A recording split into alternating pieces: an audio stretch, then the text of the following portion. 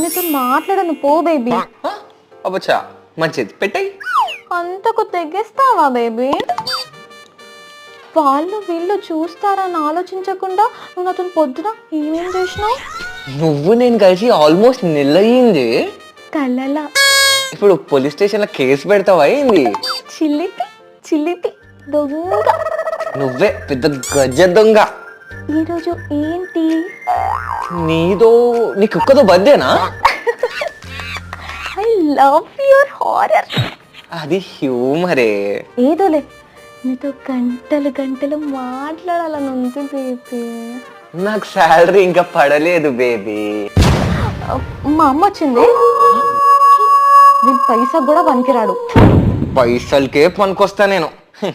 అందుకే పిల్లొద్దు, మనకి పెగ్గే ముద్దు.